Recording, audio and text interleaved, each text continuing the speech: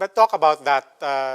Unfortunately, that is one of the biggest things, if not the biggest things. That was a defining moment heading into the next elections. Heading into Maro has his own run for the presidency. Talk about Mamasapano and how that affected not only his term, but how people are now trying to put a holistic framing of what Pinoy stood for.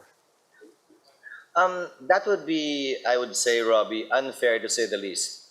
To use that as the benchmark for his administration as the bottomless pit, seemingly bottomless pit of his administration, because nobody wanted that to happen.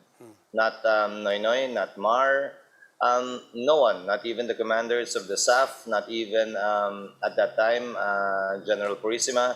I don't think anybody wanted it.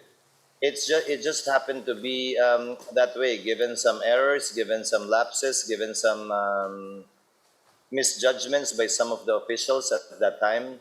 But I guess it was an unfortunate event. But I don't think you can accuse anyone of actually planning it along those lines for the outcome to be that way. And actually not caring enough not to have done something if they only knew the actual situation on the ground. Yes, Ed.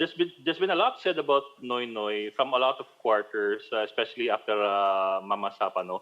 Among the criticisms hurled against him was that parang wala raw siya masyadong empathy or hindi siya ganun ka-sensitive to the public. I mean, as somebody who's been close to him, who he consults on personal matters, what is it that people don't know about Noynoy Aquino?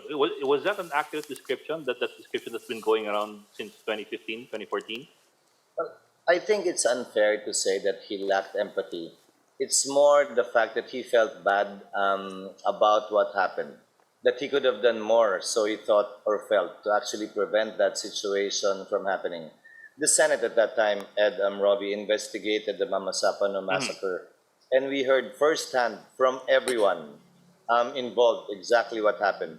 In fact, I had a 2.5-hour conversation at that time with President Aquino, where he was explaining his side, and I was telling him, you don't have to tell me this. I mean, you don't owe this to me, but he said he wanted to get it out of his chest.